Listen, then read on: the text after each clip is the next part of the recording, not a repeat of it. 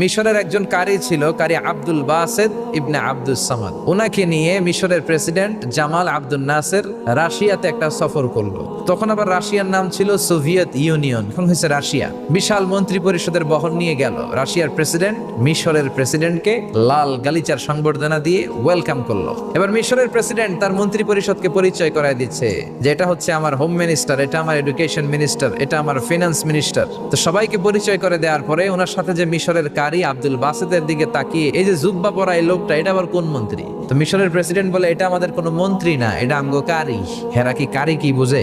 এরা বলতেছে কারি আবার কি? তো মিশরের প্রেসিডেন্ট জামাল আব্দুল নাসের বলে, তিনি আমাদের ধর্মীয় গ্রন্থ কোরআন তেলাওয়াত করে আমাদেরকে শোনায়। আমরা আমাদের বিভিন্ন প্রোগ্রামে ওনাকে ইনভাইট করি, উনি আমাদের ধর্মীয় গ্রন্থ আবৃত্তি করে শোনায়। তো রাশিয়ার প্রেসিডেন্ট বলে, তোমাদের ধর্মগ্রন্থ আবৃত্তি করে শোনায় তোমাদের প্রোগ্রামে? আজকে রাতেও তো আমাদের জাতীয় প্রোগ্রাম, একটা বড় প্রোগ্রাম আছে, যেই প্রোগ্রামে আমরা সবাই মত